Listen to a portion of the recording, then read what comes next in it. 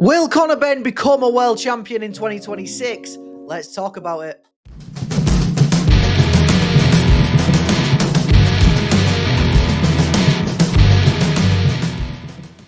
Now, after the Chris Eubank Jr. rematch, of which Conor Benn won, he did express serious interest in moving back down to the welterweight division, so £147, to win a world championship. Now, Eddie Hearn and Conor Benn both think that that may well be possible. And to be honest with you, I'll have to agree, but I do want to break it down first.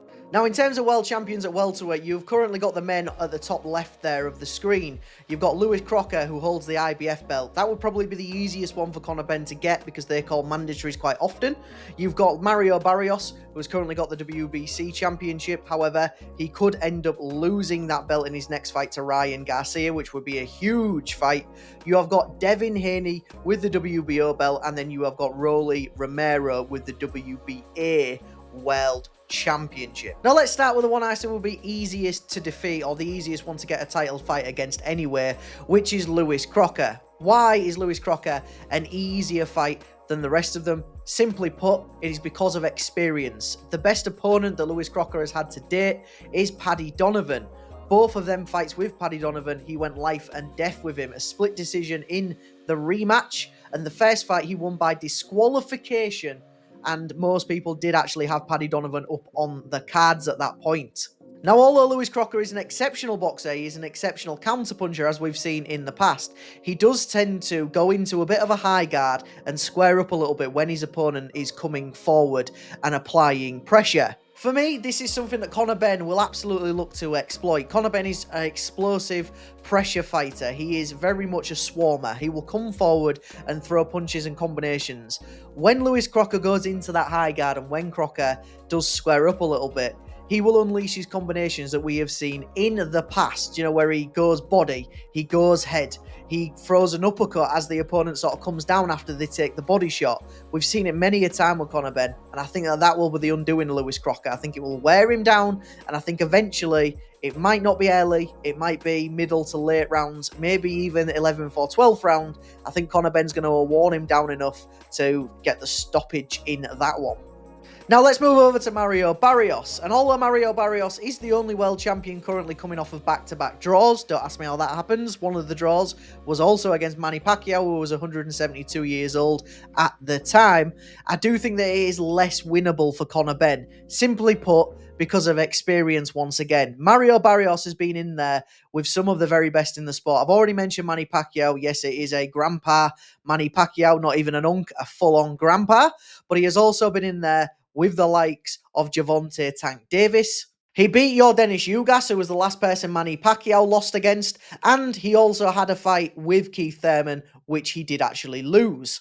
Now, win, lose, or draw against them opponents that I have just mentioned, they are number one, leagues and leagues and leagues above Paddy Donovan and Conor Walker, who were Lewis Crocker's last opponents, and also the experience that Mario Barrios would have got from them fights, even if he didn't win them, would have been extraordinary. And as you will all know, if you are boxing fans, experience is very, very important, especially when you're fighting at the World Championship level. Now, not just talking about experience, we're also talking about the ability of Mario Barrios and what are the advantages that Barrios has over somebody like Conor Benn.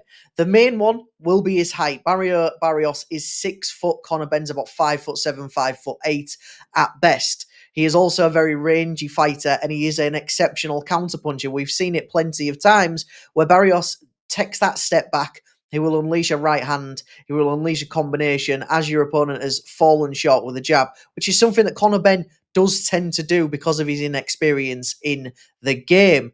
Now, Barrios also has the potential to match Conor Benn for volume when it comes to combination punching. Now, although it is quite literally a tall order for Conor Benn to beat Mario Barrios, and in Thurman's fight with Barrios, he was having a lot of success to the body also. Now, although that is a possibility, I just can't see it happening. I think Mario Barrios would beat Conor Benn, so I don't think that WBC title, which is the one that Conor Benn wants the most, is actually going to fall to him. Now, let's move over to the current WBO world title holder, and that is Devin Haney. We know what we're going to get with Devin. he's going to outbox Conor Benn. He's going to be on the back foot. It's going to be a cat and mouse fight. He won't engage. He definitely won't engage the way that he did with Brian Norman Jr. because Conor Benn is more ferocious than Norman Jr. He might not have the same level of power as Jr., but he definitely throws a higher volume of punches and is continuously looking to sit on your chest. Unfortunately for Conor Benn, though, I just see Devin Haney completely outboxing him from the first bell to the end bell. Very boring fight. Styles make fights, and unfortunately for Conor Benn, Conor Benn's style is just made for a Devin Haney. So WBO World Championship is not coming home to Britain. It is not coming home to Conor Benn. Unfortunately, we are now 1 for 2 in World Championship fights for Conor Benn, theoretically. Now, Rolly Romero is a very interesting one. He is the current holder of the WBA World Championship in the welterweight division. This is probably the most likely fight to happen. They've been going back and forth on social media recently. Now, there is a pattern emerging here. Rolly Romero also does trump Conor Benn when it comes to experience. He's been in the ring with Isaac Pitbull Cruz. He has been in the ring with Gervonta Tank Davis. He has also got a win over Ryan Garcia, which was a massive, massive, massive upset. But when it comes to Rolly's actual boxing ability, he doesn't fight like his experience said he should fight. It's not like Mario Barrios, where he looks like he's learnt from his losses and his draws and fighting at the highest level.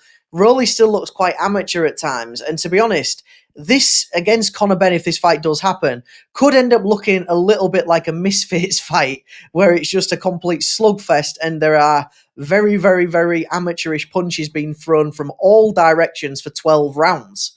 Now, in terms of Conor Benn winning this fight and the chances that he has got, I do think that they are probably high. Maybe not quite as high as Lewis Crocker, but I do think that they are very, very high when it comes to beating somebody like Rolly Romero. I see the fight going in a very similar way to the Isaac Pitbull Cruz fight, where Rolly really struggled with that come-forward pressure fighter. He got caught with a shot as he was throwing his own shots, and he showed that he was just a little bit chinny. You can't afford to be chinny against somebody like Conor Benn, especially when he throws every single punch with intent. Now, we also saw it against Tank Davis. He was actually having a decent fight against Tank, but when he got caught with that counter punch that he didn't see, that was the end of the fight also. So for me, I'm going to pick Conor Benn to win in that fight, which brings us to the end of the video. We are 2-2.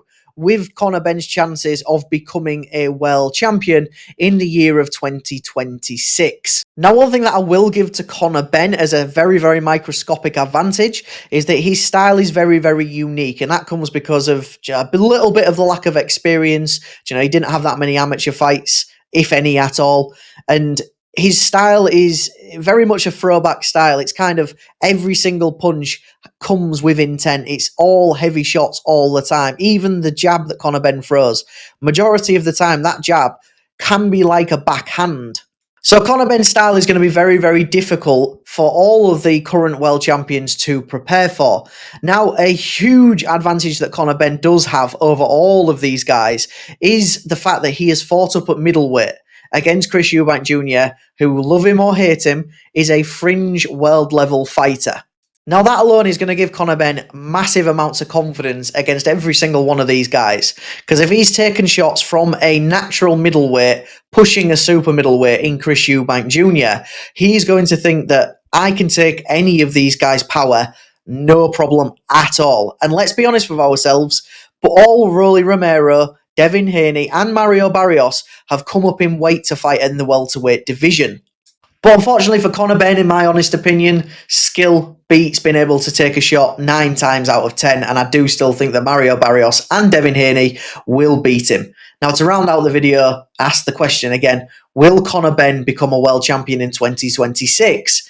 My opinion on this is yes, he will become a world champion in 2026, with the caveat of as long as he fights Lewis Crocker or Rolly Romero and does not go in there against Mario Barrios or Devin Haney. Now, let me know in the comments if you agree with me. Do you think he will become a world champion in 2026? Do you agree with my takes and the breakdown that I've done here? Or do you think that Conor Benn just isn't good enough to become a world champion, especially in 2026? For more boxing content, hit that subscribe button. And as always, a like, a favourite, a save, a share, repost. Anything that you can do to help me out goes a long way, and it is massively appreciated. Peace out.